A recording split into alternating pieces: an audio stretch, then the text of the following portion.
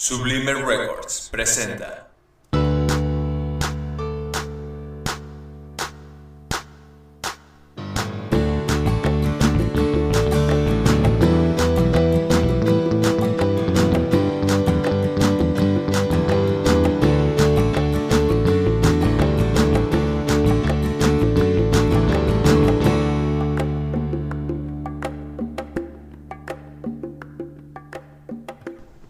¡Holis! Bienvenidos a Burbuja Literaria.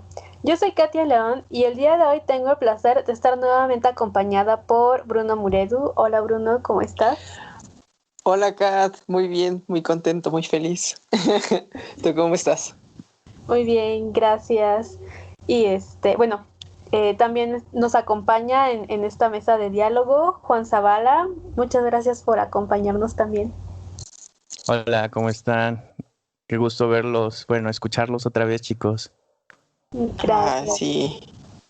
Es un placer estar acompañada por ustedes dos nuevamente y espero que en el futuro hagamos más cosillas juntos. Y nos Sí. veamos porque ya los extraño. Sí, que sea presencial, se disfruta más las pláticas así. Claro que sí. Y bueno, pues como ya les acabo de decir, pues ya habían estado aquí en esta mesa de diálogo, que es Otras Cosas Literarias. La vez anterior fue para platicar sobre mitología, así que a los escuchas que aún no han ido a checar ese capítulo, los invito a que terminando de escuchar vayan a buscar ese que es sobre mitología y lo escuchen. Es una conversación muy, muy interesante. Y pues eso, la invitación a que terminando de escuchar esta conversación vayan a buscar ese capítulo sobre mitología. Y bueno, en esta ocasión, para Otras Cosas Literarias, el tema que nos convoca, que nos reúne, es la fantasía, el género fantástico, por lo que yo les propongo iniciar la conversación con un acercamiento a lo que se considera fantástico. Entonces, si me permiten iniciar, quiero abrir la conversación con una definición que da Aristóteles y de la palabra griega fantásticos, que es la facultad de crear imágenes vanas, que es como el origen etimológico de esta palabra, que posteriormente en el latín fantasticus se utilizó como imaginario e irreal, mientras que fantastitum, ay, perdónenme, no soy buena con el latín, pero que es como la variación que tiene después y ya con San Agustín se usa para referirse a cosas como o entes como fantasmas, son dobles y todo esto. Entonces es como el origen de esta palabra, ¿no? Que tiene mucho que ver con el significado que tiene actualmente y con lo que llega a concebirse como fantástico, como fantasía. Entonces, pues quise abrir con esto, así que les cedo la palabra para que vayamos ahí generando la conversación. Yo creo que hablar de género es un poco problemático porque hay veces que los usan con términos comerciales, ¿no? Para vender como cierto tipo de línea y solamente se clasifican libros como dependiendo, ¿no? Por ejemplo, los clásicos, aunque no tengan nada que ver, aunque no tengan como la misma corriente o algo así, se clasifican juntos, ¿no? Y se venden como clásicos todos juntos.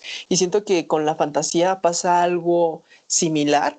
Siento que el género muchas veces se infravalora o no se le estima tanto como a otros, y se le conoce como un subgénero, ¿no?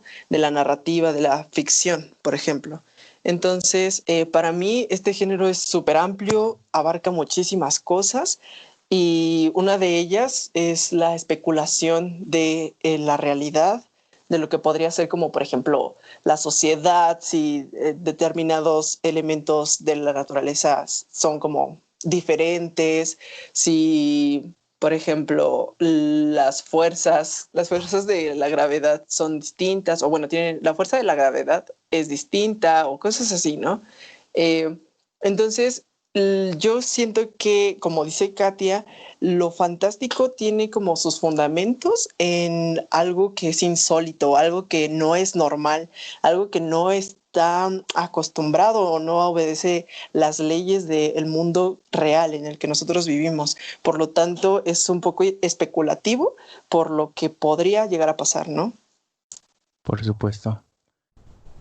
Sí, Sí, estoy de acuerdo con lo que mencionas, Bruno. Me parece que, bueno, yo cuando me pregunto qué es el género fantástico o qué es la fantasía, por lo general me pongo a pensar en todos los cuentos de hadas, todas las caricaturas que tienen estos elementos extraños a nuestra realidad y películas como El Señor de los Anillos, Narnia, y en ese sentido sí me parece que hay ese elemento extraño que obedece a las leyes de su propia narrativa, ¿no?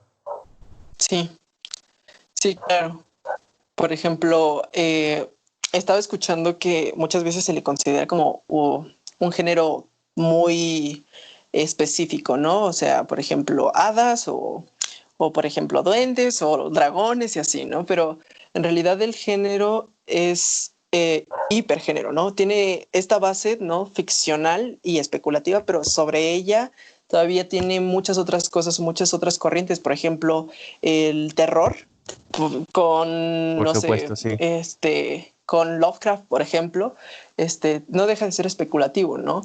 Pero por sí supuesto. maneja como otro tipo de elementos como es el temor y así. Y es muy diferente por ejemplo, la especulativa, creo que se le llama algo así de prospectiva.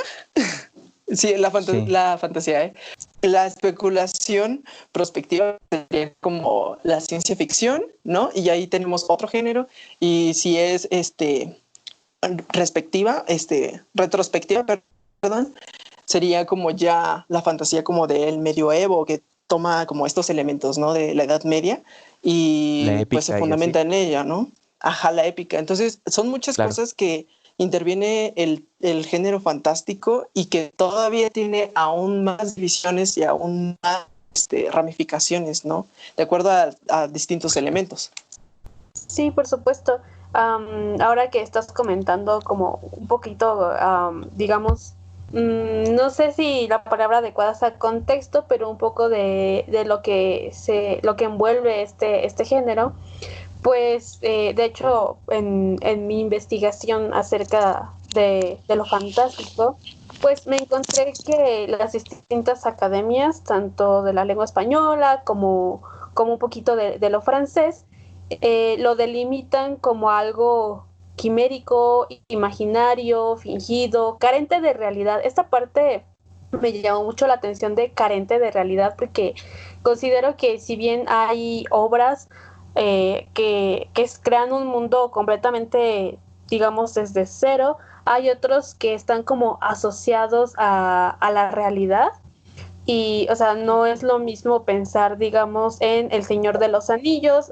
Yo pienso, por ejemplo, Harry Potter, ¿no? Que hay como una asociación con la realidad o, por ejemplo, como ya lo comentaba Narnia. Entonces, es como muy, muy difícil como delimitar qué se considera lo fantástico, ¿no? Entonces, Sí. sí me parece como algo muy importante esta definición o no definición de lo fantástico, porque pues de hecho encontré ejemplos que decían el Minotauro es un ser fantástico y pues claro, es un ser fantástico, entonces aquí entra como la cuestión de si realmente es completamente carente de realidad. Sí, estoy de acuerdo. O sea, sería como poner en comparación lo fantástico con lo real, que por lo general es el punto de partida que tenemos. Lo que no es real se puede considerar como fantástico, y como bien Bruno menciona, muchos de los cuentos, ya sean de terror, ya sea épicas, por lo general cuentan con estos elementos que al lector le parecen extraños, pero no por eso dejan de ser parte de la narrativa, y no es que los esté eh, ¿cómo decirlo?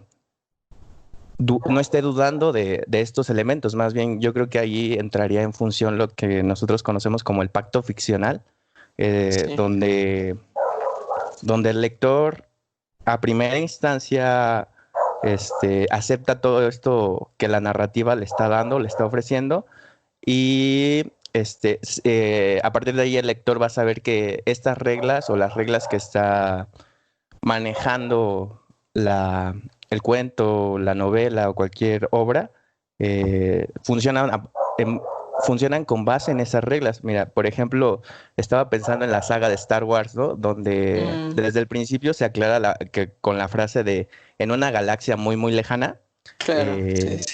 Que todo lo que va a suceder en las películas y demás se va a regir por las leyes pertinentes a ese mundo ficcional. El mundo ficcional sería esa galaxia y demás. Y se cuenta, es decir, el espectador acepta conceptos como la fuerza, el lado oscuro, los aliens, las criaturas, todo esto, y no los cuestiona. Los sables de decir, luz, ¿no? Exacto.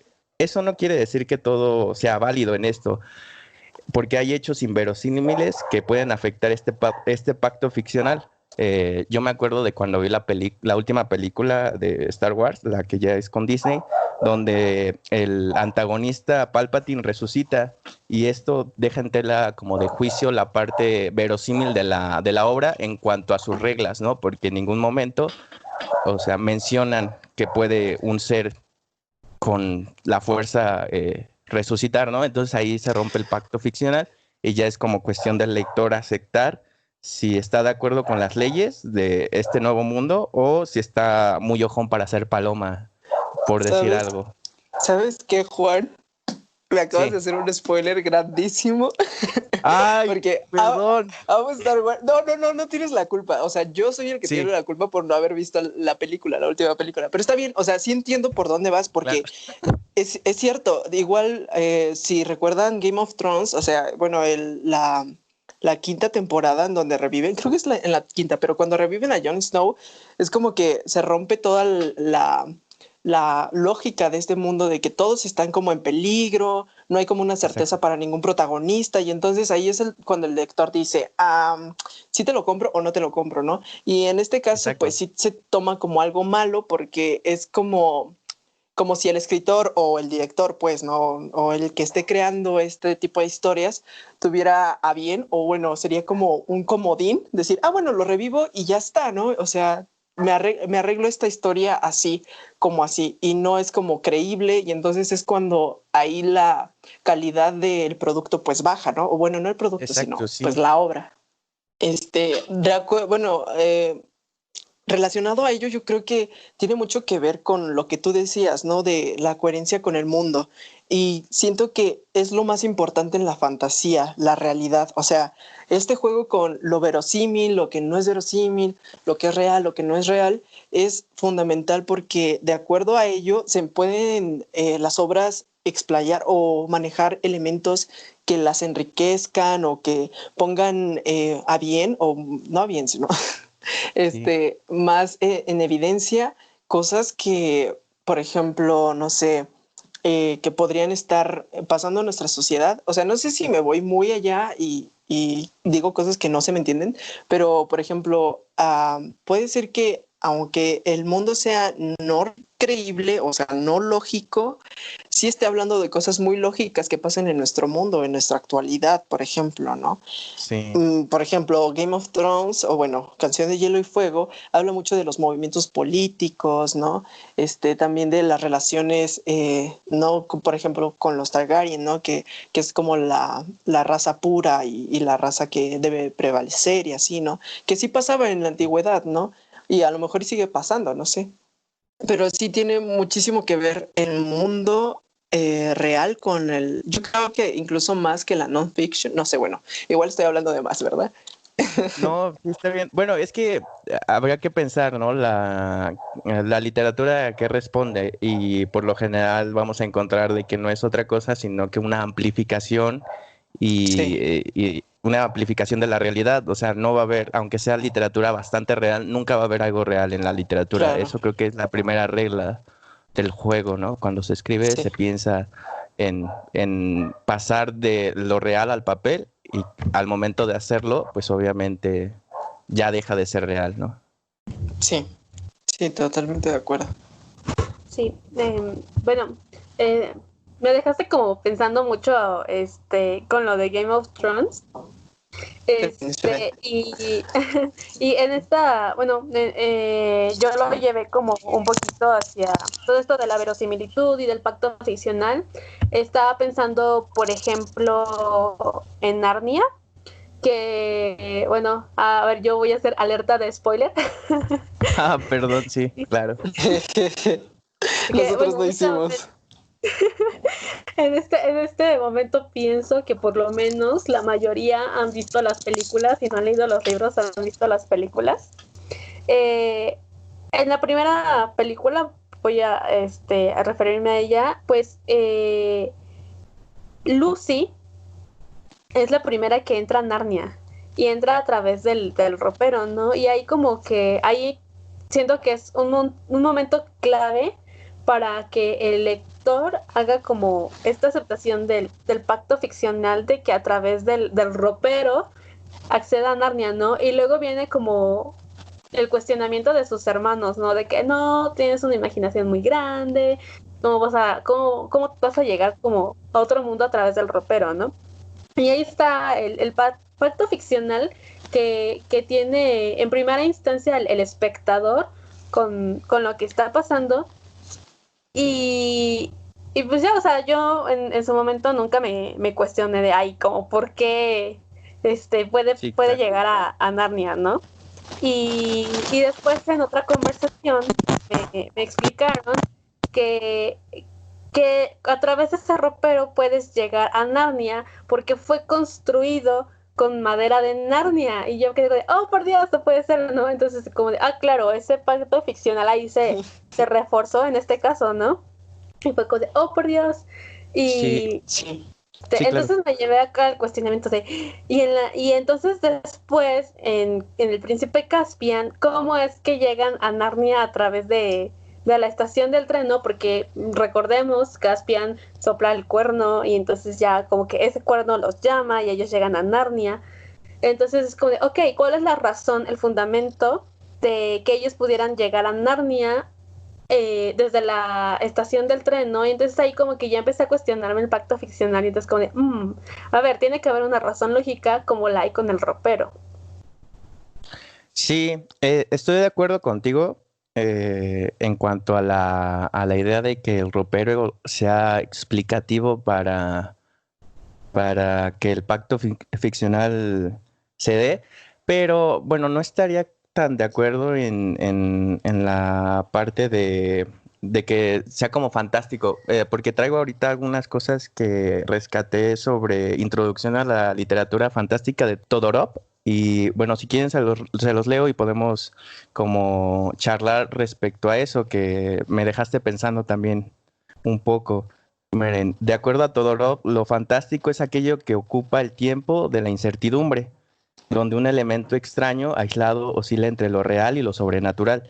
Es decir, el que percibe el acontecimiento sobrenatural, ya sea el personaje y sobre todo el espectador, se encuentra en la postura de pensar si este hecho se puede explicar con la razón, lo que acabamos de hacer respecto al ropero, ya sea una ilusión, un malentendido, etc., como un suceso que comúnmente sucede con las novelas policiales. La otra es que acepta que lo que está viendo, el espectador acepta que lo que está viendo es un caso aislado de la realidad que rara vez se encuentra. Traigo un ejemplo, El laberinto del fauno de Guillermo del Toro me parece Dios. que es del, claro, que es del género fantástico, ya que muestra cómo el espectador vacila entre pensar si lo que está viendo la niña Ofelia es producto de la imaginación de ella, y de esta manera se explicaría el acontecimiento como algo con la razón, o, o el espectador acepta que el fauno existe y que la protagonista es la única de la historia que lo puede ver. Según Todorov, esto sería lo fantástico, una oscilación entre lo real y lo sobrenatural. lo que quiere decir es que no se explica. Esa es una condición para Todorov importante, que no se debe de explicar si es real o es sobrenatural. Es importante señalar también, dice Todorov, que si el espectador, el personaje o la misma historia opta por alguna de estas dos soluciones, o sea, irse por lo real o irse por lo sobrenatural, el relato pasa a otro género vecino. Y, por ejemplo, en el caso de La Razón, el texto pasa al género de lo extraño, donde las leyes de la realidad pueden explicarse como un caso peculiar. En este caso, Bruno ya había mencionado que por lo general lo fantástico abarca muchos géneros. En este caso, el género que abarcaría La Razón de estos sucesos que no se pueden explicar, pero con un poco de lógica se hacen, es el género policíaco, que por ahí tratan de resolver enigmas que al parecer son imposibles, pero después resultan ser comprobables. Si se elige aceptarlo como algo desconocido, donde los personajes no se inmutan y el espectador acepta la lógica de este suceso, el relato pasa a formar parte de lo maravilloso, como lo hemos visto, por ejemplo, en Harry Potter, El Señor de los Anillos, Narnia, y sobre todo los cuentos de hadas que también ya mencionamos. Y bueno, de acuerdo a Todorov, se deben cumplir 3 reglas fundamentales para que una obra sea del género fantástico. La primera es necesario que el texto obligue al lector a vacilar entre una explicación natural y una sobrenatural, y nunca irse por alguna.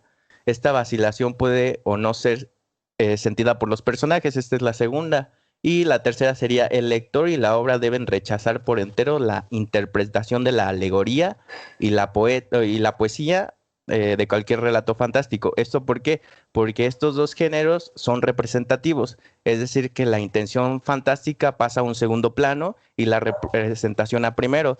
O sea que no son en sí cosas fantásticas, sino representaciones de algún problema social o de alguna metáfora.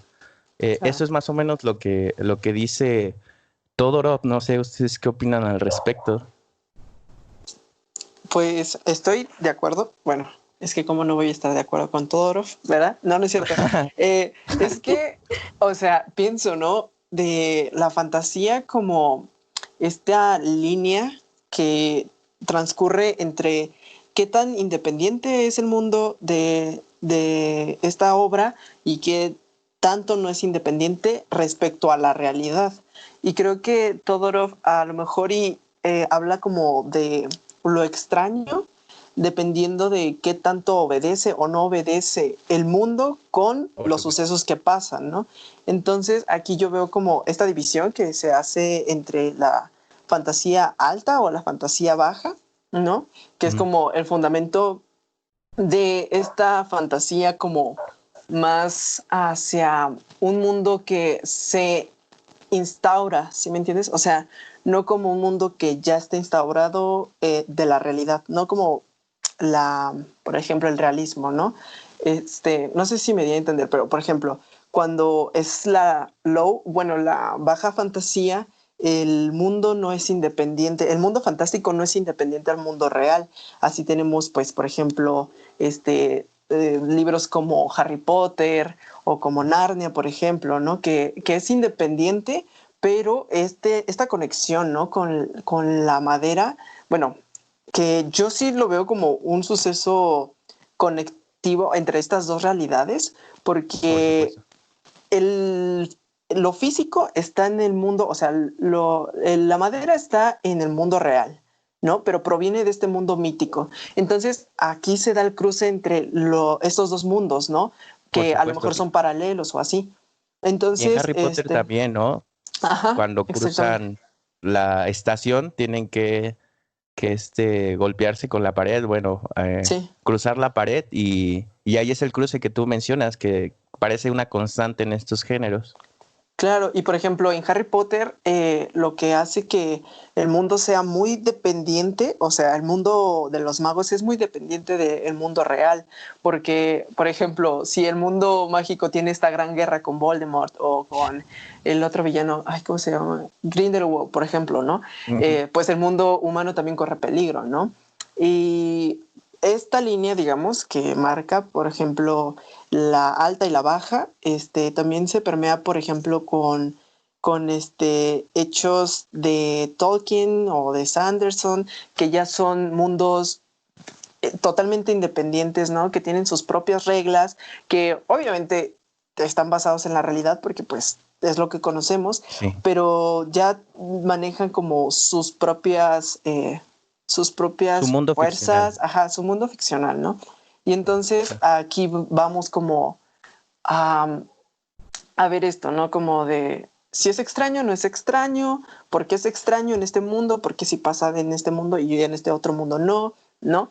Yo pensándolo más hacia este tipo de fantasía, ¿no? De que está como que más hacia la tradición medieval, más hacia la tradición homérica, más o menos, y no tanto a la fantasía que ya podemos ver como más en la época contemporánea, ¿no? De por ejemplo, no sé, cuentos como de García Márquez o así, ¿no? Pero bueno, Claro. creo que ya me estoy enrollando en otros temas y que son como más para allá. Pero en general sí siento que tiene como esta ley, ¿no? De qué tanto puede ser creíble y qué tan lógico puede ser en cada mundo, ¿no? Y tiene esta relación, otra vez vuelvo a lo mismo, creo que lo fundamental es nuestra relación entre este nuevo mundo fundamentado con el mundo real, ¿no? Por supuesto. Yo ¿Son estaba independientes pensando, o no son independientes? por supuesto. Estaba pensando, ahorita que mencionas eso, y no sé, quisiera preguntarles a ustedes si logran ver la diferencia o si hay alguna diferencia entre lo fantástico y la fantasía. Si es que acaso uno se sirve de lo otro o puede haber fantástico sin fantasía y fantasía sin fantástico. Pues mira, desde donde yo lo entiendo, eh, digamos que la fantasía está como, o bueno, yo he encontrado como que hay esta concepción de que la fantasía tiene como algo mágico, o sea, como que está muy relacionada con la magia, y lo fantástico, pues como cosas que, pues, o sea, podrían suceder, como lo que creo hace un momento, o hace unos minutos comentabas de como lo milagroso, pero de hecho si buscas, o sea, si te metes a internet y te metes a investigar, lo encuentras como si fuera lo mismo fantasía y el género fantástico, que yo supongo se remite al origen de, pues, de este género Sí. que tiene que ver con lo irreal, o sea, eh, por lo que yo he encontrado, como que ahí están conviviendo dos cosas que es lo real y, y algo que es como insólito, Sobrenatural. Ajá. ajá, que es sobrenatural, y ahí es donde pueden entrar concepciones como, por ejemplo, de la magia. Estoy pensando en este momento en todas las leyendas o en todos los relatos que están alrededor de la figura del rey Arturo de Camelot.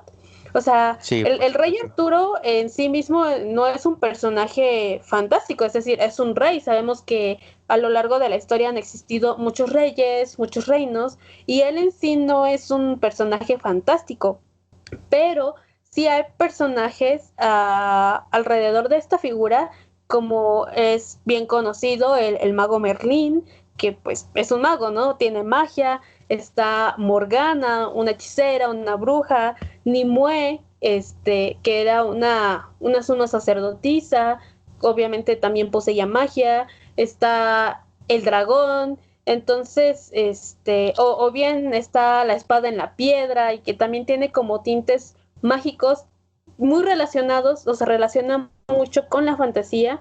Entonces, pues está como esta correlación entre cosas como mágicas y lo real, y a veces yo siento que la diferencia puede radicar un poco de que la fantasía está como muy asociado con el medievo y con estas cuestiones como de hechicería y demás, pero pues no descarta que pueda entrar dentro de lo fantástico, o bueno, yo lo veo así, no sé qué opinen ustedes.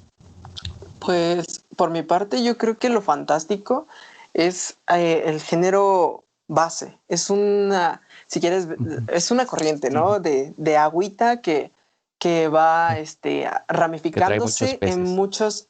Sí, porque se ramifican muchísimas cosas, ¿no? Por ejemplo, el Rey Arturo tiene una tradición gigantesca, como dice Katia, o sea, tiene tantos retellings, o sea, por ejemplo, este año salió la serie de Maldita, ¿no? De Netflix, que rescata a Nimue, que ya la mencionó Katia, ¿no? Y en toda la tradición, digamos, del medioevo, que, por ejemplo, son como elementos que se rescatan, se puede jugar con muchas cosas, por ejemplo, con la figura del rey Arturo, o con los castillos, o con los dragones, en lugares que tú podrías decir, no, esto no puede estar pasando, por ejemplo, no sé, en un ambiente, por ejemplo, mexicano, ¿no? O chino, no sé, depende, ¿no? De lo que estés leyendo, ¿no? Pero sí siento que lo fantástico se va regando por muchos lados, fue dejando su semilla por todos lados, desde que Homero escribió la Ilíada, desde que escribió la Odisea, fundamentó muchas cosas, muchos, si ustedes quieren verlo como clichés, pero yo siento que el cliché, si lo ves como aplicado hacia la fantasía, se podría tomar más como un prejuicio que en realidad como un valor, digamos, un juicio de valor sobre, ¿no? La tradición que recogen todas estas novelas. Por ejemplo, Tolkien, que recoge, yo creo que viene de la Ilíada, de la Odisea, perdón, con el camino del héroe, ¿no? Que no sé si lo conozcan, pero es un término que creó Campbell, que habla sobre este típico hombre que ha sido elegido, ¿no? Los clichés que les digo, ¿no? Que es el héroe prometido, el oráculo, ¿no? Que pues, se puede traducir como la profecía, por ejemplo, ¿no? O ¿qué más podría ser? Por ejemplo, los objetos mágicos que desencadenan como al elegido, por ejemplo, con Lucy y el ropero, o este señor maligno que viene a acabar con todo, ¿no? Y que tú tienes, bueno, no que tú, que el personaje principal debe de como que enfrentar, ¿no? Y tiene que ver como...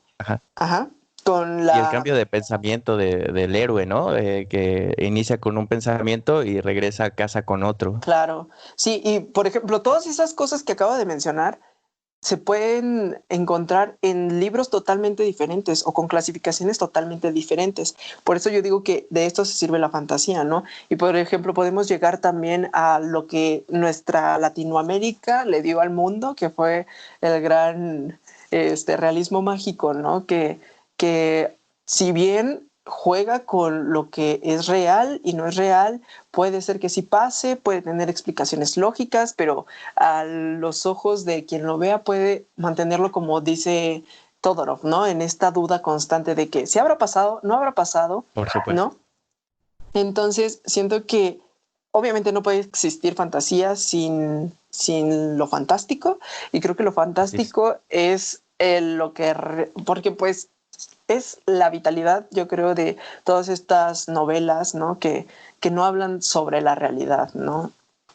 Entre comillas, o sea, la realidad entre comillas. Sí, yo también ahorita con lo último que mencionas, a mí me parece en sentido que quizás la fantasía puede ser como un elemento estilístico del cual se sirve lo fantástico para pues desarrollar una historia o el mundo de esta historia, como podría ser el surrealismo, lo onírico o el realismo mágico, totalmente. como mencionas. Entonces, sí, por ahí creo que sí es. Pero también habría que pensar, que mencionas a la Ilíada o a la Odisea, no recuerdo bien, pero Odisea. una obra a la Odisea. Sí, ¿de dónde surge el género fantástico? Porque a mi parecer, también la obra de Tolkien rescata la mitología nórdica en cuanto a elfos, a negromantes y demás, ¿no? Pues mira, yo creo que el género fantástico trae una carga, llamémosla histórica, una carga cultural que se remonta a muchísimos años, siglos atrás. Y bueno, bien como género, pues yo podría decirte que se constituye como tal alrededor del siglo XVIII. De hecho, por ahí tengo el dato, espérame. O sea, el primer relato fantástico en la literatura fue escrito por Jacques Cassot, es francés, espero haberlo pronunciado bien, y es El Diablo Enamorado, y se publicó en 1772, y pues es como un parteaguas, ¿no? Que ayuda a constituir el género fantástico, pero más allá de eso yo creo que ya trae toda una carga, toda una tradición que le permite constituirse como ese parteaguas, ¿no? O sea, yo no creo que puedas decir que no existía nada fantástico antes de ese primer relato. Yo creo que es Claro. como una culminación de toda una carga histórica, cultural.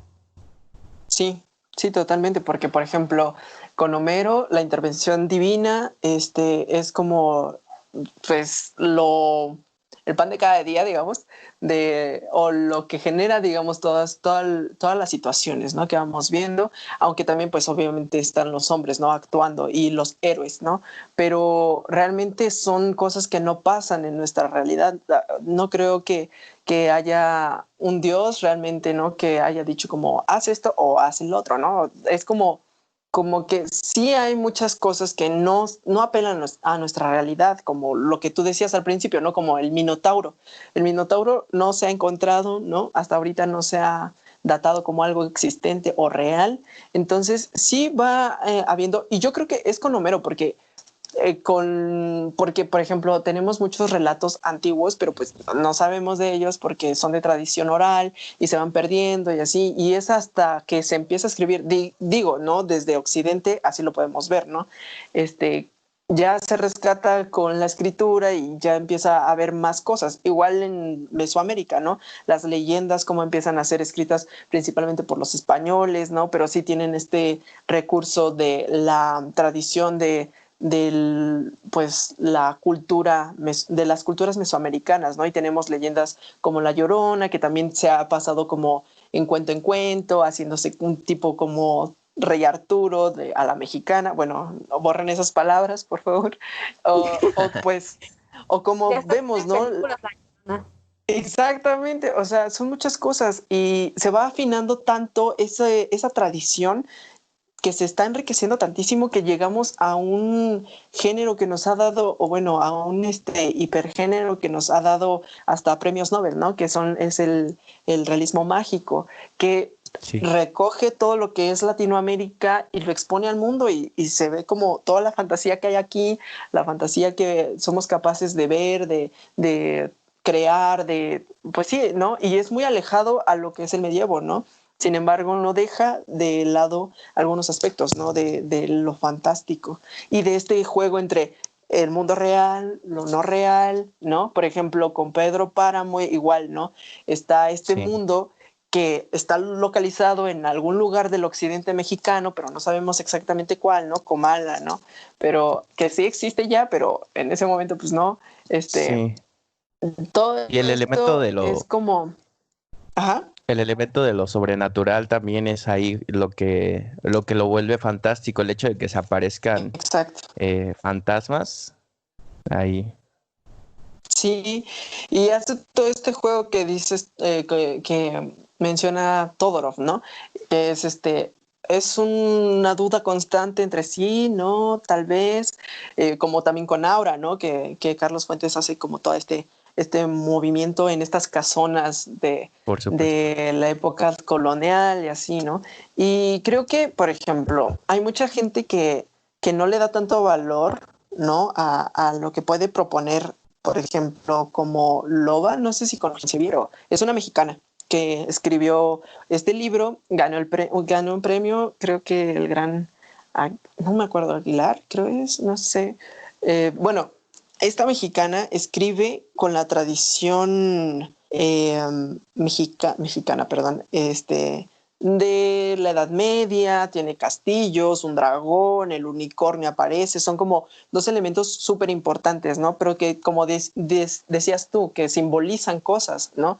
Por ejemplo, esta protagonista es una mujer que tiene que luchar contra todo pronóstico, ¿no? Porque pues debe de ser la heredera, pero en realidad su padre y la sociedad es un poco machista, ¿no? Y eso nos habla mucho de lo que vivimos actualmente, ¿no? Entonces, a lo mejor, ¿no? Como alegoría, le dan el valor, ¿no? Pero por ser un poquito fantástico o hablar de que es fantástico, se piensa en todos estos prejuicios que les decía antes, ¿no? Pues el viaje del héroe, que es aventura nada más, que se trata de espadas y caballeros y así, y no es cierto, o sea, son muchas otras cosas que existen, aparte de la magia, aparte de los demonios, por ejemplo, también con Geralt de Rivia, ¿no? Que es como uno de los principales digamos, características de los seres fantásticos que hay. Y otra cosa, por ejemplo, con Game of Thrones, ¿no? Con Canción de Hielo y Fuego, que habla más de lo político y así. Entonces, hay muchísimas cosas ahí, ¿no? Y, por ejemplo, los recuerdos de Porvenir, por ejemplo, eso sí ya es, digamos, realismo. Bueno, eso espero que sí lo esté clasificando bien, porque es una lectura que juega con la estructura de la narrativa, ¿no? Y se vuelve cíclica. Y, por ejemplo, con 100 años de soledad, bueno, creo que me estoy yendo o saltando mucho, pero es algo que de verdad creo que se le tiene que considerar mucho. Por ejemplo, con 100 años de soledad, pues tiene muy merecidos sus premios y así. Juega mucho con las tres estructuras que yo conozco, la clásica, la moderna y la posmoderna. Mira, ahí yo creo que es uno de los máximos exponentes de la fantasía en nuestro territorio. Bueno, a lo mejor no de la fantasía como se ve los cuentos de hadas, sino con lo fantástico, ¿no? Y pues bueno, perdón si me estoy saltando muchas cosillas. Está bien. No te preocupes. Dentro de pues todo lo que acabas de comentar, yo me quedé pensando en algo y a ver ustedes que me den su opinión, porque retornando hacia lo medieval, creo que algo muy importante que puede entrar en juego dentro de lo fantástico es un poco el desconocimiento o no sé cómo llamarlo. No sé si recuerdan, pero por ejemplo con los mapas está como delimitado el área que el área que conoce, ¿no? El área que conoce el hombre. Y entonces, pues, o sea, siglos atrás, pues, para empezar, pues ni siquiera concebían a la Tierra como una esfera. Pensaban que era plana, ¿no? Y se creía que había un fin del mundo y que te podías caer. Y entonces los mapas estaban como muy delimitados por la zona que conoces y la zona desconocida, donde llegaban a habitar seres fantásticos, llámense brujas, llámense pues gigantes, cierto tipo de criaturas, Sí.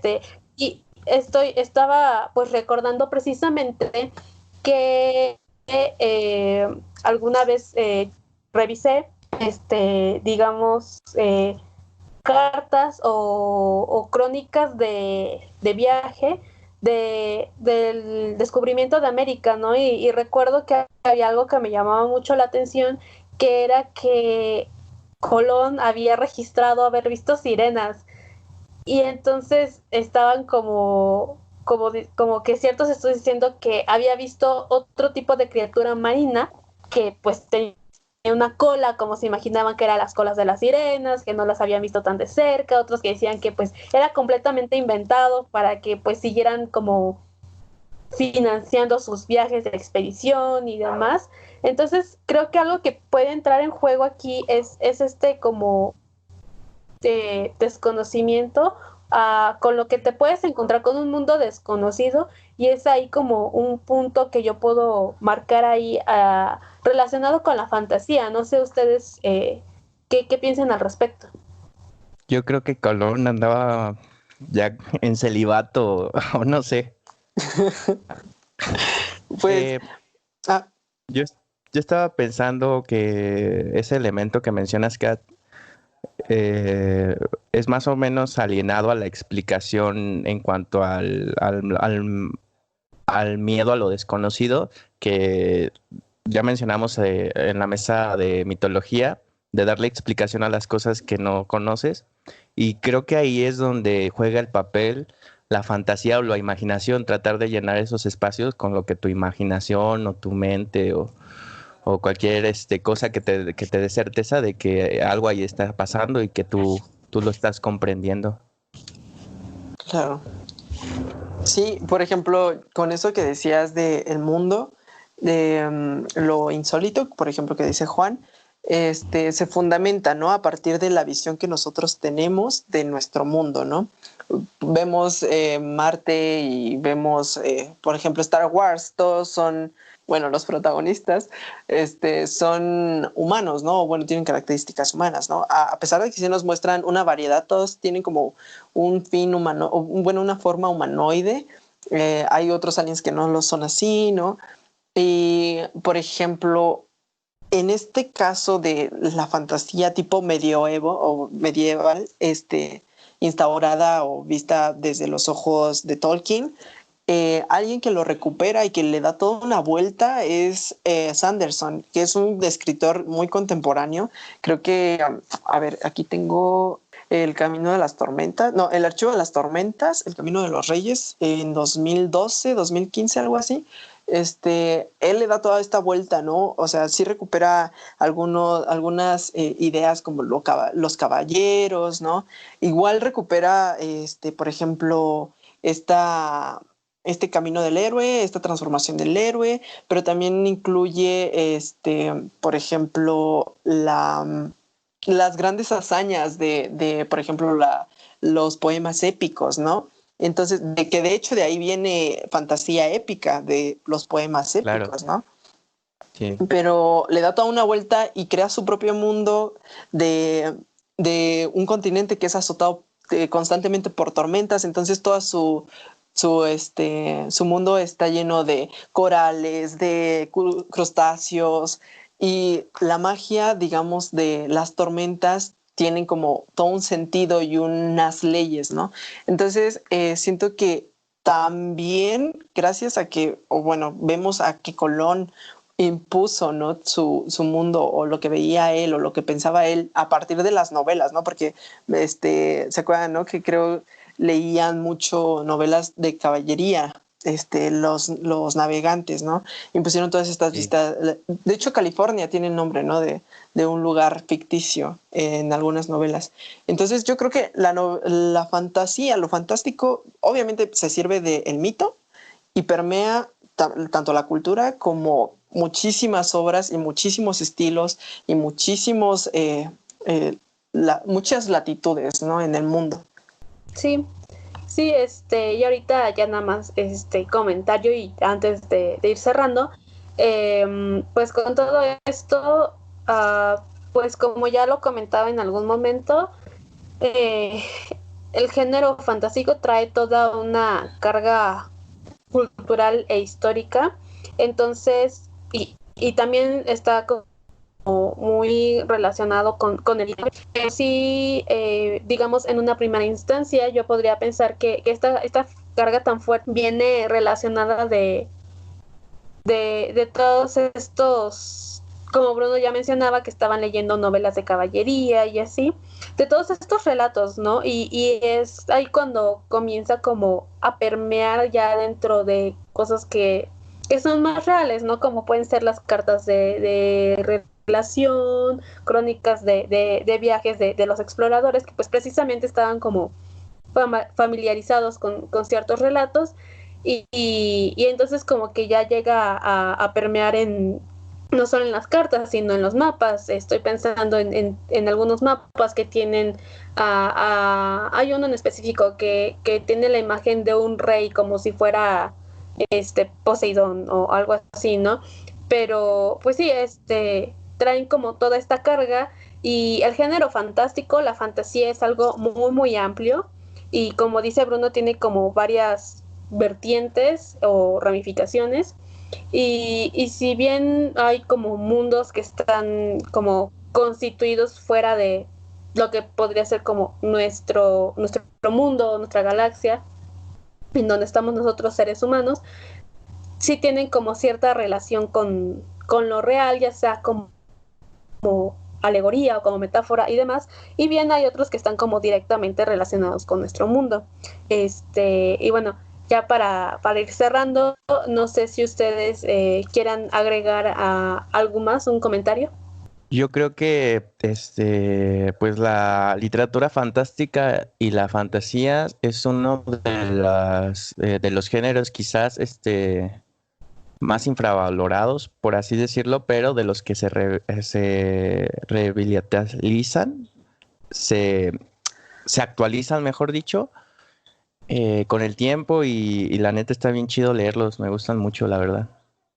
Sí, sí, yo también creo que lo fantástico es algo muy maleable, como dice Juan, que se puede adaptar a cada cultura y creo que nos entrega cosas súper interesantes. Ahorita nada más hablamos como de la literatura occidental, ¿no? Pero podemos encontrar también, yo supongo, no sé, otro tipo de visiones, otro tipo de fantasías, si nos vamos a otras latitudes como África o como Asia, ¿no? Oceanía, por ejemplo.